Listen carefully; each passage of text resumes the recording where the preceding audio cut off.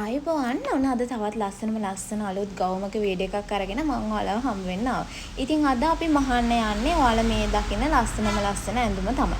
ඉතින් මේක මහ ගන්න ගොඩාක්ම ලේසි. යාර එකයි කාලක් එකමාරක් වගේ තිබ්බම හොඳටම ඇති 60 පල්ල රෙදි වලින්. ඉතින් අපි බලමු මේක ලස්සනටම කොහොමද කරගන්නේ කියලා. මේක මහ ගන්න මම අද පාවිච්චි කරලා තින්නේ මාෂා මැටීරියල් එක.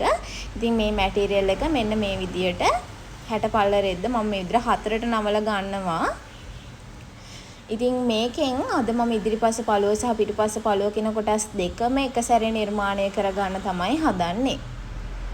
ඉතින් මෙන්න මේ විදිහට අපිට රෙදි නවා ගන්න පුළුවන්. ඉතින් ඔයා ගොඩාක්ම තරබාරු කෙනෙක් නම් මේ ප්‍රමාණය මේ විදිහට නවා ගත්තම ඔයාලට මදි වෙන්න පුළුවන්. ඒ නිසා එකපාරක් එක පළුවක් කපාගෙන නැවත ඒ පළුව ආධාරයෙන් ඔයාලට ඊළඟ පළුව කපා ගන්න සිද්ධ නැති වැඩි තරබාරු නැති කෙනෙක් නම් එක්සෙල් වලට පහලින් ඇඳුම් අඳින කෙනෙක් නම් ඉතින් මේ ඔයාලට මේ විදිහට මේ ඇඳුම් මහ ගන්න පුළුවන්.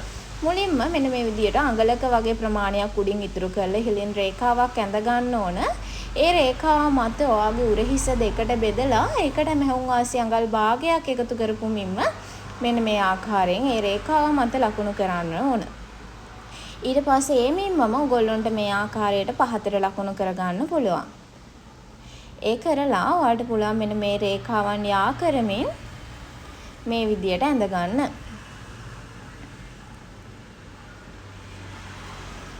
ඊළඟට අපි මේ රේඛාවන් භාවිතා කරලා ඔයගොල්ලන්ට මම මේක නිල් පාට පාවිච්චි කරන්නම් ටිකක් පේන්න ඕන නිසා තදට. ඊට පස්සේ මෙන්න මේ රේඛාව පාවිච්චි කරලා හරහට මේ ආකාරයට රේඛාව ඇඳ ගන්න ඕන.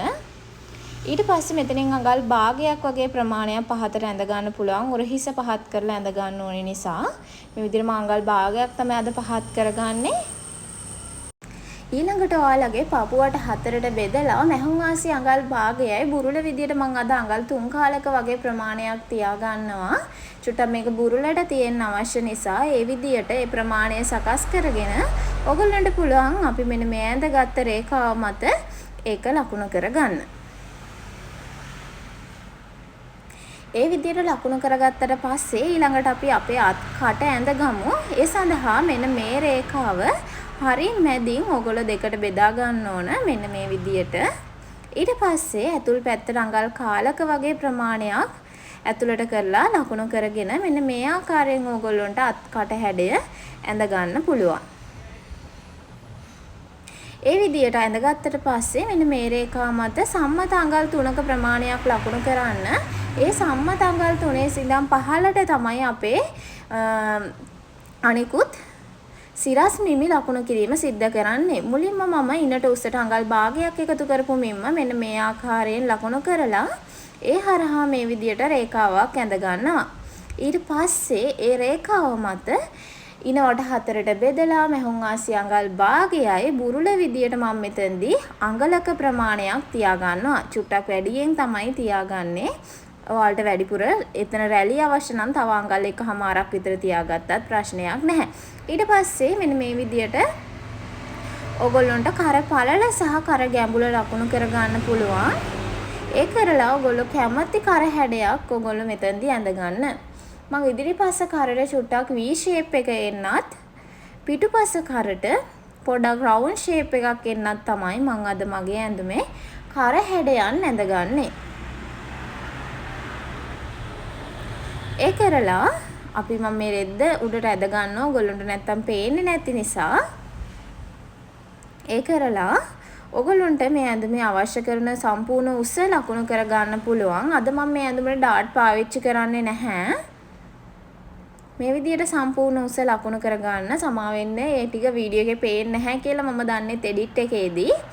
මේ අපි අඳින්නේ සම්පූර්ණ උස දක්වා රේඛාව. ඊට පස්සේ ඉන හරහා මෙන්න මේ විදියට උස දක්වා රේඛාවට යනකම් මෙන්න මේ විදියට හැඩ කරලා මම ඇඳ ගැනීම කරනවා. මම උකුල වටක් අද ලකුණු කරන්නේ නැහැ. මොකද ඉන්නට වඩා ගොඩක් ලොකුවට අපි ගන්න නිසා. මෙන්න මේ විදියට ඊට පස්සේ අඟල් භාගයක් විතර ඔයගොල්ලන්ට පහලින් ලකුණු කරගෙන මේ විදියට කපාගෙන එන්න පුළුවන්. සාමාන්‍යයෙන් ඔයගොල්ලෝගේ ඉනවට මිම්මට වඩා අනිවාර්යයෙන්ම පහළ ගවුමේ පළල ප්‍රමාණය අඟල් 5ක්වත් වැඩියෙන් තියෙන්න ඕන. එතකොට තමයි මේ ඇඳුමේ ලස්සනට අපිට ගන්න පුළුවන් වෙන්නේ. ඊට පස්සේ මම මෙන්න මේ විදිහට කපා ගන්නවා. මම මෙතනදී අඟලක වගේ ප්‍රමාණයක් ඉහළට තියා ගන්නවා පිටුපස්ස පළුව සඳහා. ඒක මට මුලදී කරන්න අමතකුණා. ඒ නිසා ඔයගොල්ලෝ මෙන්න මෙතනදී අඟලක ප්‍රමාණයක් පිටුපස්ස පළුව වෙනුවෙන් ඔසවලා කපා ගන්න ඕන. ඊට පස්සේ අපි මේකෙන් එක පළුවක් ඉවත් කරමින් අපේ ඉදිරිපස්ස පළුවේ සහ පිටුපස්ස පළුවේ තියෙන වෙනස්කම් ටික අපි සිද්ධ කර ගන්නවා. මෙන්න මේ විදියට මේ තියෙන ඉදිරිපස්ස පළුව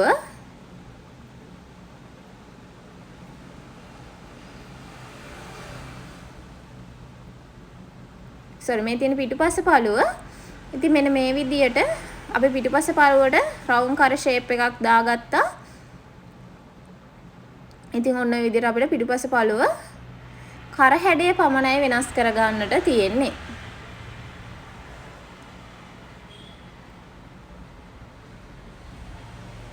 ඊළඟට අපේ අනෙත් පළුව ගන්න ඕන. මොකද ඒකේ අපේ උරහිස අඟලක් වැඩියෙන් තියෙනවා. එතකොට අත් කටේ වෙනසක් සිද්ධ කරන්න තියෙනවා. අපි මේ දේවලුත් වෙනස්කම් ටික සිද්ධ කරගමු.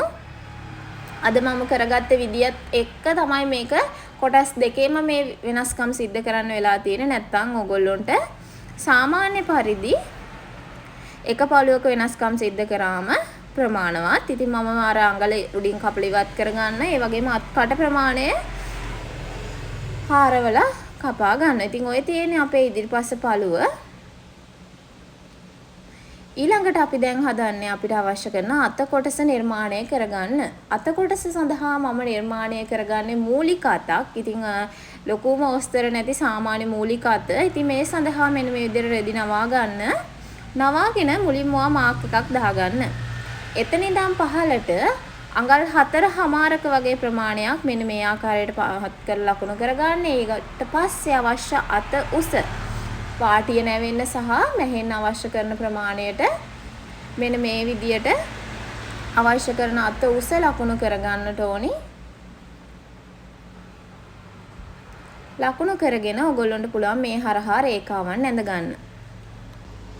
ඊළඟට මෙන්න මේ රේඛාව මත ඔයගොල්ලෝ අර උරහිස හදාගත්ත මිම්ම උරහිස දෙකට බෙදලා අඟල් භාගයක් එකතු කරලා හදාගත්ත මිම්ම ලකුණු කරගෙන මෙන්න මේ ආකාරයට මේ රේඛාව යා කරගන්න පුළුවන්. ඊළඟට ඔයගොල්ලෝ මෙන්න මේ රේඛාව සමාන කොටස් 4කට බෙදා ගන්න ඕන මෙන්න මේ විදියට. මේ විදියට සමාන කොටස් 4කට තමයි බෙදා ගන්න ඕනේ. ඉතින් මූලික අත නම් ගොඩාක් අය දන්නවා ඇති මේ වෙද්දි.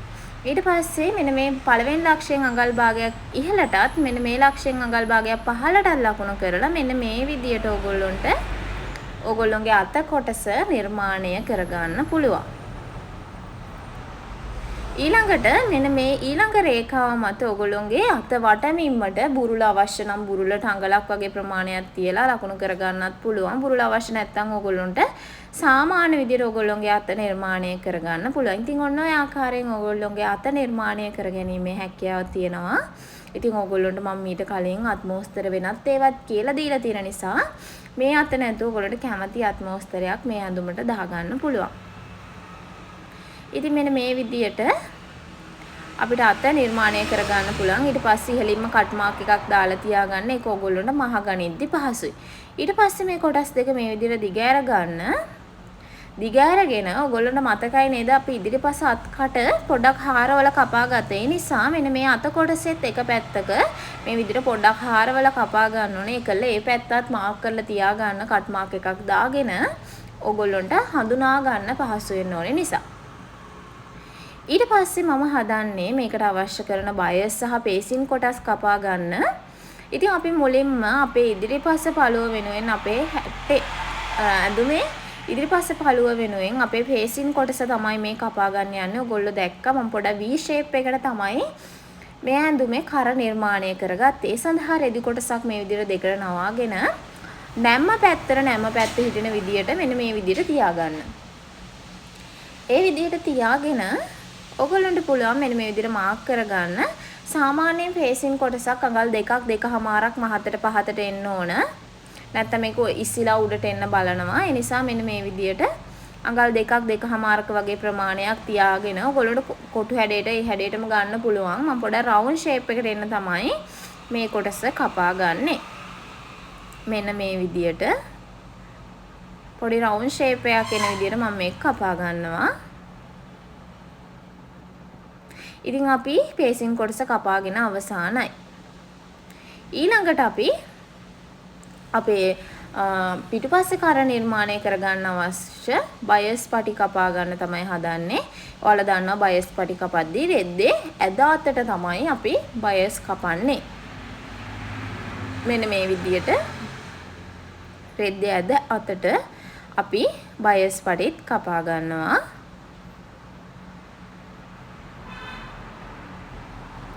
අපි දැන් අපේ ඇඳුමට අවශ්‍ය කරන සියලුම කොටස් නිර්මාණය කරගෙන අවසానයි. දැන් අපි මේක මහගන්නේ කොහොමද කියලා බලන්න. මුලින්ම මම කරන්නේ මගේ අත කොටස් නිර්මාණය කරගෙන ඉන්න එක. මෙන්න මේ විදියට අත කොටසේ වාටිය දෙපොටක් නවලා මම මහගන්නවා. මේ ඇඳුම නිර්මාණය කරගන්න ගොඩාක්ම ලේසි. ඒ වගේම මහන්න ගියාමත් ගොඩාක්ම ලේසි. ඉතින් ලොකු දේවල් කරන්නේ නැහැ. ලොකු මෝස්තර දාලා නැහැ. හරිම සිම්පල් මෝස්තරයක් තමයි අද මම මේ ඇඳුමට පාවිච්චි කරන්නේ. ඉතින් ඔන්න ඔය විදිහට අත් කොටස් දෙකම ඔයගොල්ලෝ හදා ගන්න ඕන. ඊළඟට අපි පිටුපස්සු පළුව සඳහා බයස් පටිය අල්ල ගන්න තමයි හදන්නේ. ඒ සඳහා කන පිට පැත්තෙන් අපේ බයස් පටිය දෙකට නවලා මෙන්න මේ විදිහට තියාගෙන මහගෙන යන්න ඕන. ඉතින් මැහුම් ගැන දන්න කෙනෙක් නම් දන්නවා මේ හැම දෙයක්ම. හැබැයි මූලිකවම අද වීඩියෝ එක බලන කෙනෙක් නම් එයාටත් තේරුම් ගන්න අවශ්‍ය කරන නිසා තමයි මේ විදියට කරන්නේ. ඉතින් මේ විදියට මහද්දී හොඳට මතක තියාගන්න ඕනි දෙයක් තමයි ඔයගොල්ලෝගේ කර අදින්න කරන්න යන්න එපා. සාමාන්‍ය ඔයගොල්ලෝ තියාගන්න ආකාරයටම තියාගෙන මසා ගැනීම පමණයි කරන්න ඕන. මේ කර ඇදගෙන මැහුවොත් ඔයගොල්ලන්ට අවශ්‍ය කරන විදියට ලස්සනට මේකේ නිමාව ලබා ගන්න බැරි වෙනවා.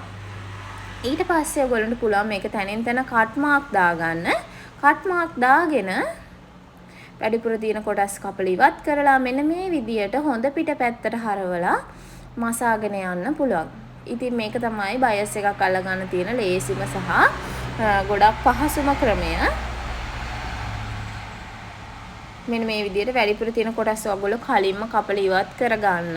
එතකොට පිටතට පේන්නේ නැති වෙන්න බයස් එකෙන් මේක හොඳ නිමාවක් එක්ක ඔයගොල්ලන්ට මසා ගැනීමේ හැකියාව තියෙනවා.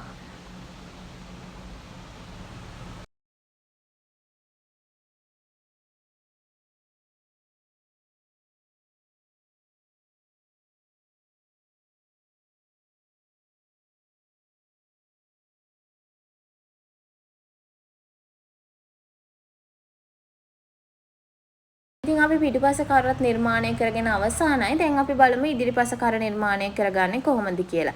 ඔයගොල්ලෝ කපාගත්ත රේසින් කොටස මෙන්න මේ විදියට හොඳ පිට පැත්ත හිටින විදියට හරිය මැදින් පින් එකක් ගහ ගන්න. ඒ කරලා මේ විදියට තියලත් වටේටත් පින්ස් ගහ ගන්න. එතකොට ඔයගොල්ලන්ට එහා මෙහා යන්න නැති වෙන්න පහසුවෙන්ම මසා ගැනීමේ හැකියාව තියෙනවා.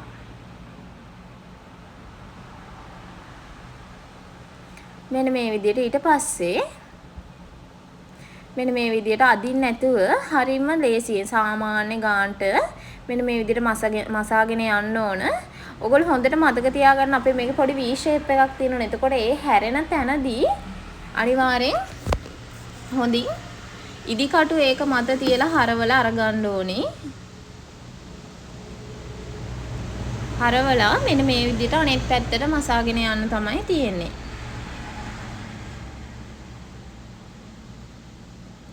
මෙන්න මේ විදියට අනිත් පැත්තට මහගෙන යන්න ඕන. ඒ කරලා ඔයගොල්ලන්ට මේකේ කට් මාක් දා ගන්න ඕන. මෙතන හරි මැදින් කට් මාක් එකක් දා ගන්න. ඒ වගේම මෙන්න මේ වගේ තනින් තන කට් මාක් දා ගන්න ඕන. ඒ විදියට දාගෙන මේක කන පිට පැත්තට හරවලා. දැන් අපි හොඳ පිට පැත්තෙන් මහලා මේක මේ විදිහට කන පිට පැත්තට හරවලා තමයි ඊට උඩින් මැෂර්මන්ට් එකක් දාගන්න පුළුවන්. ඉතින් ඔයගොල්ලන්ට අයන් කරන්න පුළුවන් මැටීරියල් එකක් නම් අයන් කරලා ගන්න. මේක ස්ටොක් අයන් කරන්න අපහසුයි. මේ අයන් කරන්න අවශ්‍ය නැති මැටීරියල් එකක්. සිල්ක් වගේ මැටීරියල් එකක් මාෂා කියන්නේ. ඉතින් මෙන්න මේ විදියට මේක ඇතුල් පැත්තට හරවලා ඔයගොල්ලන්ට මහ ගන්න පුළුවන්. ඉතින් මේ පේසින් කොටස් ගනිද්දී පේසින් කොටසේ අනිත් පැත්ත ඔයගොල්ලන්ට ඕලොක් කරලා අර ගන්න පුළුවන්. මගේ ඕලොක් එක මේ වෙද්දි කැඩිලා. ඒ නිසා මට ඕලොක් කරන්න විදියක් නැහැ. ඉතින් ඕලොක් එකක් තියෙන කෙනෙක් නම් ඔයගොල්ලෝ ඒ විදියට කරගන්න. මේ විදිහට උඩින් මැෂ්මන්ට් එක මහගනිද්දිත් අර කලින් මහගත්ත විදියම තමයි හොඳට මතක තියාගන්න ඕනි. අර හැරවෙන තැනදී අපේ පුට් එක ඔසවලා ඉදිකට පමණක් ඒක තුල රඳවලා අනිත් පැත්ත හරවලේ ෂේප් එක අරගන්නම ඕනි. ඊට පස්සේ ඔයගොල්ලන්ට මෙන්න මේ විදිහට මහ ගන්න තමයි තියෙන්නේ. ඉතින් අපේ මූලිකම වැඩ කටයුතු ටික මේ වෙද්දි කරගෙන අවසానයි අපි. දැන් හරිම සිම්පල් වැඩ ටිකක් තියෙන්නේ. දැන් අපිට තියෙන්නේ උර හිස් දෙකෙන් මේ ඇඳුම මූට්ටු කරගන්න. කොටස් දෙක එකිනෙක මූට්ටු කරගන්න තමයි හදන්නේ. මේ තියෙන්නේ අපේ ඉදිරිපස්ස පළුව. මේ තියෙන්නේ පිටුපස්ස පළුව. ඉතින් මේ කොටස් දෙක මෙන්න මේ විදියට උර හිස් දෙකෙන් මූට්ටු කරගන්න ඕන.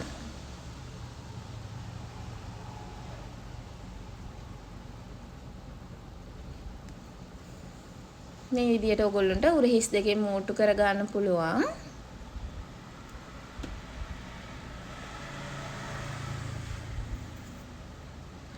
දෙපැත්තම මේ විදියට කරගන්න ඕන.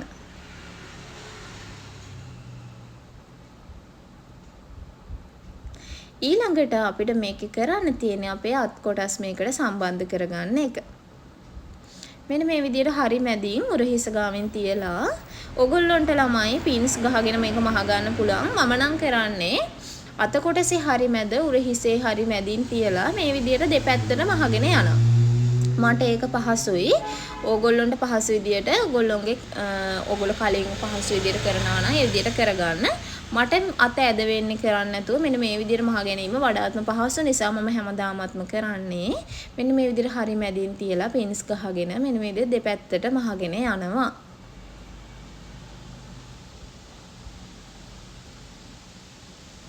ඉතින් ඔන්න විදියට ඔයගොල්ලන්ට ඔයගොල්ලෝගේ අත් කොටස් දෙකම මේ ඇඳුමට සම්බන්ධ කරගන්න පුළුවන්. ඒ කරගත්තට පස්සේ අපිට දැන් තියෙන්නේ මේකේ සයිඩ් මූට්ටුව දාගන්න. එහෙම නැත්නම් දෙපැති මූට්ටුව දාගන්න. ඉතින් දෙපැති මූට්ටුව දාගන්න කලින් ඔලොක් එකක් තියෙන කෙනෙක් නම් මේ අත් කොටස් එහෙම ඔලොක් කරගෙන ඉන්න. ඊට පස්සේ අපි මෙහුන් ආසේ තියාගත්තේ අඟල් භාගයයි. ඒ අඟල් භාගයේ මැසී යන ආකාරයට ඔයගොල්ලන්ට මසාගෙන යන්න තමයි තියෙන්නේ. ඉතින් මේකේ බුරුල සඳහා අපි චුට්ටක් වැඩියෙන් තියාගත්ත ඒක ඔයගොල්ලෝ දන්නවා. ඒකට හේතුව තමයි අපි මේ ඇඳුමේ පොඩ්ඩක් බෙල්ට් එකක් දාගෙන ඔයගොල්ලෝ දකින්න ඇති පොඩ රැලි සහිත ස්වභාවයක් අරගෙන තියෙනවා. අනිවාර්යයෙන්ම මේ ඇඳුමට බෙල්ට් එකක් පාවිච්චි කරන්න ඕනේ. ඇඳුමින් නිවැරදි ලස්සන ගන්න නම් අපිට අවශ්‍ය කරන ලස්සන ගන්න නම් මේ ඇඳුමට මම දාපු වගේ පොඩි බෙල්ට් එකක් දාගන්නම ඕනි. එතකොට තමයි මේකේ ලස්සන ඉස්මතු වෙලා පේන්නේ. ඉතින් ඒක ඔයගොල්ලන්ට මේ මැටීරියල් එකෙම බෙල්ට් එක හදා ගන්නත් පුළුවන්. ඒක ප්‍රශ්නයක් නෑ. බෙල්ට් පටි සම්බන්ධ කරගෙන ඒ බෙල්ට් එක දා ගන්නත් පුළුවන්. ඊට පස්සේ මේකේ වාටි අපි නවාගෙන මහ ගන්නවා. ඉස්සෙල්ලම කරන්නේ මේ විදිහට එක පටක් නවලා මහගෙන යනවා. කොටස් දෙකම මම එක සැරේ නවාගෙන මහන්න යන්නේ නැහැ. රැලි වෙන්න පුළුවන්, ගුලි වෙන්න පුළුවන් නිසා මුලින්ම එක පටක් නවලා මහගෙන ගිහිල්ලා ඊට පස්සේ තමයි මම නැවත වතාවක් මේක නවලා මසා ගැනීම කරන්නේ. ඉතින් ඔන්න ඔය විදියට අපි මහගත්තට පස්සේ මේ විදියට නැවත වතාවක් නවලා මහ ගන්න පුළුවන්. ඕගොල්ලෝ මේ ඇඳුමේ දැක්කද දන්නේ නැහැ. මම පොඩ්ඩක් ඉලාස්ටික් එකකින් ගවුමේ යටින් පොඩ්ඩක් රැලි සහිත ස්වභාවයක් අරගෙන තියෙන. ඉතින් ඊළඟට මේක මහගෙන තමයි අපි ඒක කරගන්නේ. ඒ සඳහා ඔයගොල්ලන්ට පුළුවන් අඟල් 3ක 4ක වගේ ඉලාස්ටික් එකක් ගන්න. ඒ අරගෙන කන පිට පැත්තෙන් තියාගෙන මෙන්න මේක ඇදලා මහ ගැනීම තමයි කරන්න ඕන. ඉතින් ඔයගොල්ලෝ කැමති නම් විතරක් මේ වැඩේ කරගන්න. මේකෙන් ඇඳුමේ හැඩය හොඳ ලස්සන හැඩයක් අපිට ලැබෙනවා. ඉතින් මේක තවත් අපිට කොට වෙනවා මීට වඩා දිග ඉලාස්ටික් එකක් ගත්තොත්. ඒ නිසා ඇඳුම අපිට අනවශ්‍ය විදිහට කොට කරගෙනත් බෑනේ. ඒ නිසා තමයි අපි මෙන්න මේ විදිහේ ඉලාස්ටික් එකක් අරගෙන මෙන්න මේ විදිහට දෙපැත්තෙන් තියලා මසා ගැනීම කරන්නේ. මෙන්න මේ වගේ චූටි රැලි සහිත ස්වභාවයක් අපේ ඇඳුමට ගන්න. ඒකෙන් අපේ ඇඳුමට අමුතු ලස්සනක් එකතු වෙනවා. පොඩක් කර්ව් ෂේප් එකක් අපේ ඇඳුමට එකතු වෙනවා. ඉතින් මෙන්න මේ විදියට ඔයගොල්ලොන්ට දෙපැත්තෙන් කරගන්න පුළුවන්. මේක ඔයගොල්ලෝ කැමති නම් විතරක් කරගන්න. ඉතින් මෙන්න මේ විදියට අපිට අපේ ගවුම ලස්සනටම කරගන්න පුළුවන්. තවත් අලුත් වීඩියෝකින් අපි ඉක්මනටම හමු වෙමු.